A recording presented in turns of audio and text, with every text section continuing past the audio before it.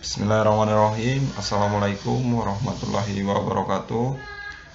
Baik, perkenalkan, nama saya Agila Musala Ramadan dari Ilmu Komunikasi 3A, Fakultas Ilmu Sosial dan Ilmu Politik Universitas Muhammadiyah Bengkulu.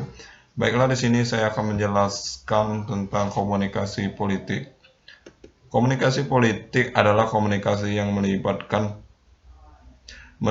pesan-pesan politik dan aktor-aktor politik atau berkaitan dengan kekuasaan, pemerintahan, dan kebijakan pemerintahan.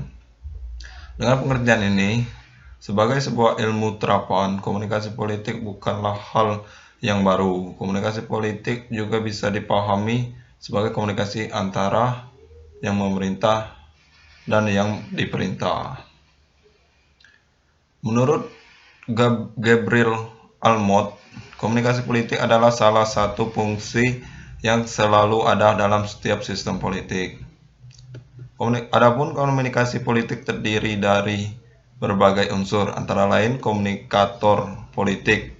Komunikator politik adalah mereka yang dapat memberi informasi tentang hal-hal yang mengandung makna mengenai politik, misalnya presiden, menteri, anggota DPR, politisi, dan kelompok-kelompok penekan dalam masyarakat yang bisa mempengaruhi jalannya pemerintah.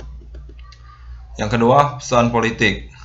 Pesan politik ialah pernyataan yang disampaikan baik secara tertulis maupun tidak tertulis, baik secara verbal maupun non-verbal, tersembunyi maupun terang-terangan, baik yang disadari maupun tidak disadari, yang isinya mengandung politik, misal pidato politik, pernyataan politik, buku, brosur, dan berita surat kabar mengenai politik, dan lain-lain.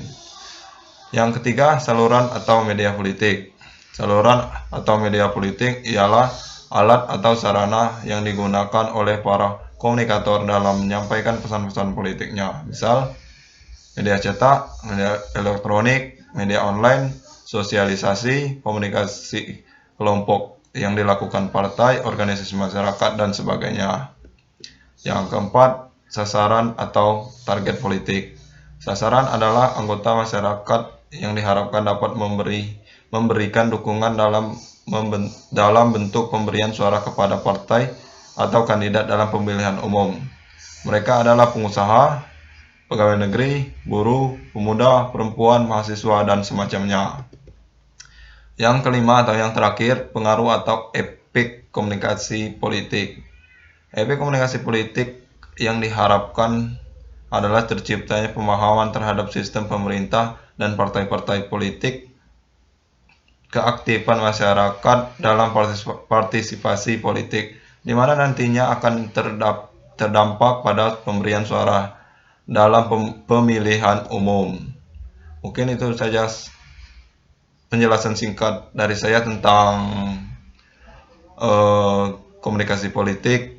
Lebih dan kurang saya mohon maaf. Saya akhiri. Wassalamualaikum warahmatullahi wabarakatuh.